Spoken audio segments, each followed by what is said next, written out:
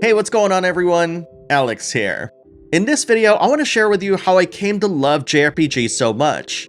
It's a genre that I became a fan of when I got my NES back in 1989, and today it's always won out as one of my favorite subgenres of RPGs. One of the very first JRPGs I've ever played helped define what the genre is to me. This distinction comes in the form of, wait for it, Ultima 4 Quest of the Avatar. Ultima is a Western series that's credited as popularizing RPGs on computers, and Ultima 4 Quest of the Avatar was beloved because it didn't have an evil entity that you had to vanquish. You just needed to be the best person you can be. When the game was ported to the NES, its controls were limited to a mere 8 buttons versus a full keyboard on the PC. It's because of this limitation, as well as the larger color palette that the NES allowed, that the porting developer decided to depict it in the style of Dragon Quest, a popular series that you might have heard of. Not only did it play like Dragon Quest, but it also managed to retain much of what made the PC version great. Imagine playing this as a kid and being blown away by how this game managed to blend the best parts of the West and the East. As I grew older, I became a bit more selective with the kinds of games that I played. Looking back, it was mostly because I didn't have the money to buy all sorts of amazing games.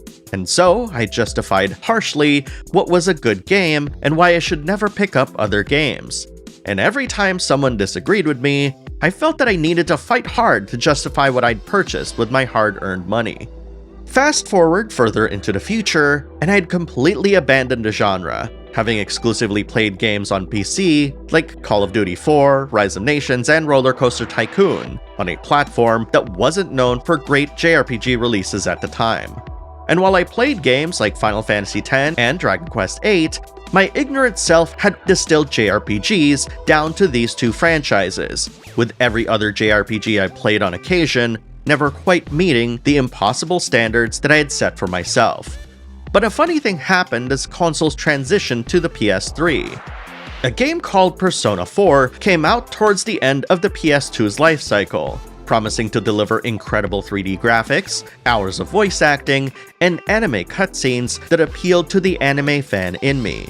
And when I inserted the disc in my PlayStation, I was immediately dazzled by its bright colors and stylish visuals, which contrasted against the dark overtones of its main story. Simply put, Persona 4 singularly made me rediscover my love for JRPGs. However, something else happened. How many more amazing JRPGs had I missed out on because of my ignorance, I thought to myself. And while there might be a little bit of FOMO here, I did think about how I unfairly cut down games left and right just because I felt the need to justify what I spent my money on. My revelation at the time was, if games were so black and white in terms of quality, everyone would have liked and disliked the same things universally. So I looked back at all the games that were released on the PS2 and attempted to buy any JRPG and Japanese game that I'd ignored or just plain never heard of, from Digital Devil Saga to Rule of Rose. I remember feeling like an entire universe of games opened up to me, which was a feeling that I never forgot. Fast forward to the current generation, and we find ourselves in the middle of a JRPG renaissance. Some beloved classics have returned, like Tactics Ogre Reborn, Trials of Mana, and the pixel remasters of Final Fantasy, along with new games like Octopath Traveler, Tales of Arise, and Yakuza Like a Dragon. But then, a new question emerged amidst this wealth of incredible JRPGs. Was I committing a similar mistake as I did back then? What was I leaving on the table by ignoring the larger RPG space as a whole? Which is why over the past few years, I've dabbled in games beyond JRPGs. Games like Tiny Tina's Wonderlands, Elden Ring, or even Baldur's Gate 3. But the biggest difference is that I'm not viewing them as a fan of the larger RPG genre. I'm still seeing them from the perspective of a JRPG fan. And so, I pledged to myself that moving forward, that in addition to seeking out and playing new JRPGs and experiences, that I'd also look beyond into the larger RPG space, with the goal of not only discovering games that we can all enjoy, but also see the larger possibilities of where our beloved games could go in the future. My hope for you is to be able to experience the same thing that I did when I saw a whole universe of games open up to me, even if it's just one game at a time.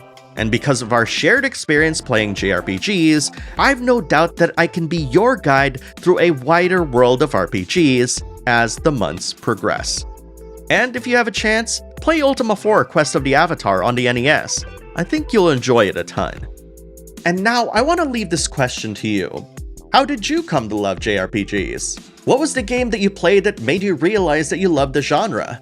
Better yet, do you like RPGs beyond JRPGs? I want to read what you have to say in the comments below. Thank you very much for watching, everyone, and I'll see you in the next video.